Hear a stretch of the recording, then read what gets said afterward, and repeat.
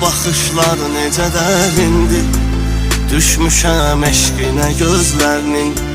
Gözlərim gözündə sakindir, düşmüşəm eşqinə gözlərinin.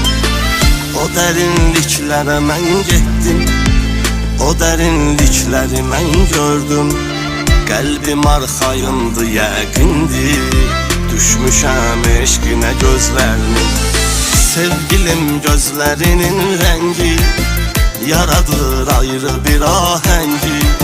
Gözlər amında var əzizim, səndə var hamıdan qəşəngi.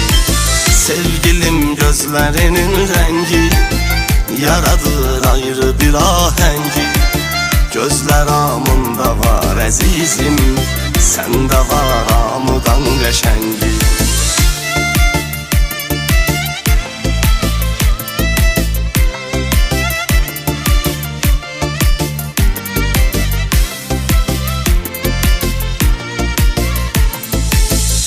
Gözəl gözlərə can qurban, sənə verilib can alan gözlər.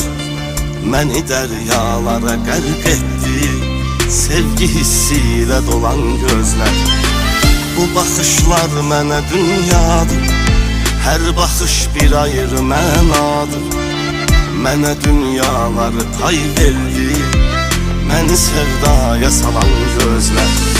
Sevgilim gözlərinin rəngi yaradır ayrı bir ahəngi. Gözlər amında var əzizim, səndə var hamıdan qəşəngi. Sevgilim gözlərinin rəngi yaradır ayrı bir ahəngi. Gözlər amında var əzizim, səndə var hamıdan qəşəngi.